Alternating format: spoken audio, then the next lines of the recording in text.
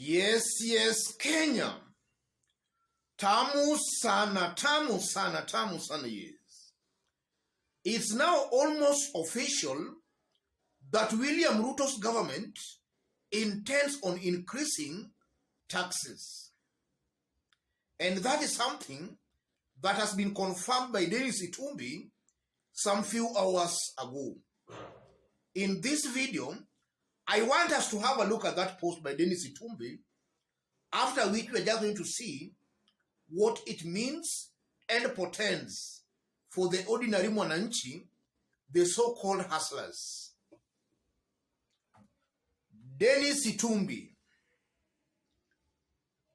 Order PG at State House. Let's jump to NSSF amendments. All stakeholders have agreed to do regulations under all law, and the new rights will be published Friday morning. No longer 200 bob, but 6% of earning. How can a whole organization save 350 billion in 60 years? We need to correct that. So on that, it's clear that NSSF deductions will not be 200 Kenya shillings, but a mandatory 6% of somebody's earnings. And then let's go jump again to the national rating bill. To help collect revenue, we are collecting only 4% of our GDP. South Africa is collecting 11% and Rwanda 8%. Some other countries are at 40%. So many people, including myself, live in a freehold piece of land and we pay nothing, yet we have roads and water. We need to restructure our system of collection of revenue. Dennis Itumbi is just trying to quote what William Ruto told them when they had Order PG. So it's now almost official that taxes are going to go up. In this video, I want us to dig deep into that story to see what it means and portends for the ordinary mwananchi. If you are watching us for the very first time, subscribe, give this video a like. Yes. To start it off, Dennis Itumbi is deliberately leaking out that to Kenyans to test on how Kenyans are going to react to a possible increase in taxes. That's the game plan here. William Ruto's government want to see on how Kenyans are going to react to a possible tax increase. If Kenyans resist, William Ruto and his team might go back to the drawing board to rethink about it again. If Kenyans are quiet and silent, the taxes will obviously be increased. That's the game plan here by William Ruto's team. So, assuming the taxes are increased, what does that portend and mean for the so-called mamamboga, boda, hustlers, and largely a good majority of Kenyans?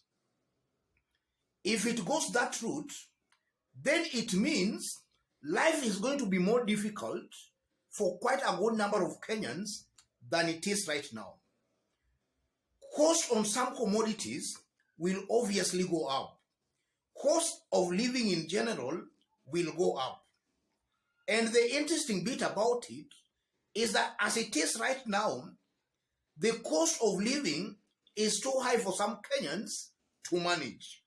What if taxes are also increased? Life will be more difficult than it is right now. And that might push some Kenyans to rebel against William Ruto's government.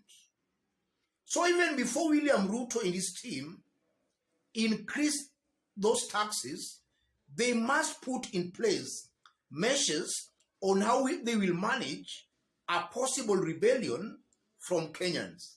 because I'm seeing a very high possibility where this government is obviously pushing Kenyans to a corner, to a point Kenyans might now say, enough is enough. And that can lead to a rebellion. A rebellion most likely William Ruto and his government will not be able to contain. That's one thing I'm seeing here. So the question begs, why is William Ruto intending on increasing taxes? That's the big question. If you look at it properly, I'm seeing two reasons. The first reason, William Ruto needs money to maintain and sustain the new positions he has created in his government. Because we know William Ruto has increased, or rather expanded his government. Principal secretaries were initially 42. William Ruto has increased them to 49. Government departments were initially 36. William Ruto has increased them to 43. So you are seeing the size of the government has been expanded. Money is needed to sustain and to maintain those new positions. And where do that money come from? From Kenyans, the so-called hustlers. That's the first reason I'm seeing why William Ruto is increasing those taxes.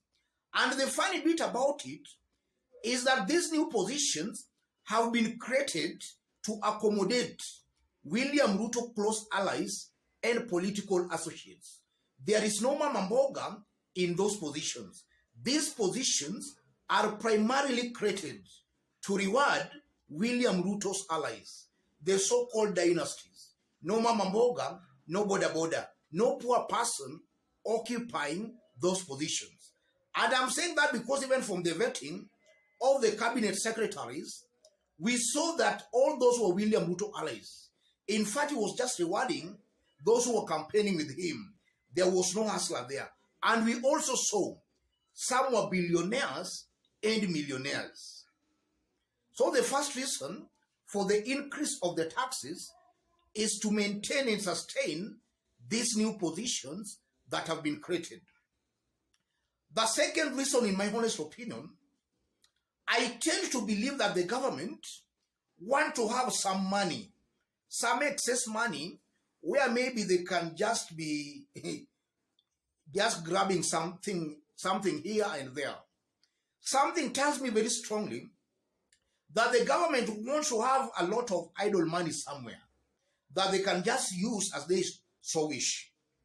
And I'm also saying that because if you look at the characters that have been picked or have been nominated and now appointed as cabinet secretaries, they are people of questionable characters. In fact, some corruption charges had to be dropped against some of these individuals for them to serve as cabinet secretaries. So I'm also seeing a deliberate move for this government to have a pool of some money somewhere for these people to use as they want. That's also something I'm seeing here.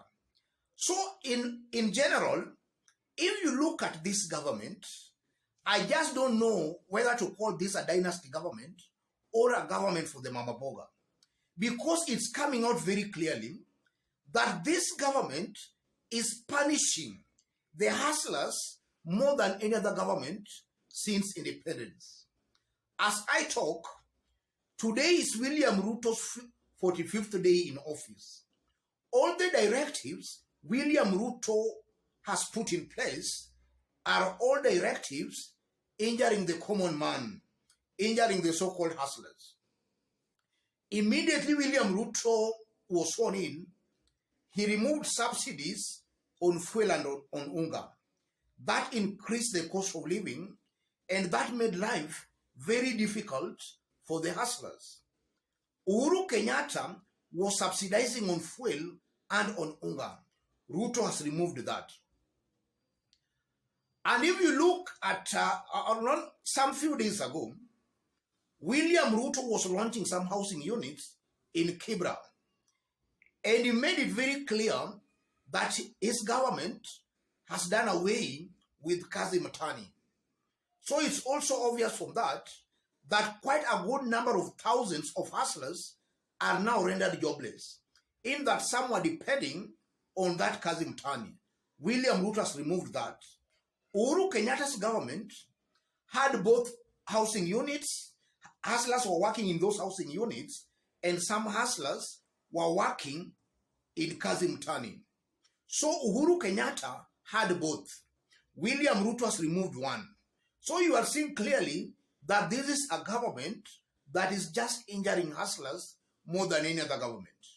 And then to add salt into injury, this hustler that is being hurt is now being forced again to pay more in taxes to sustain these dynasties, these new positions that have been created for these dynasties.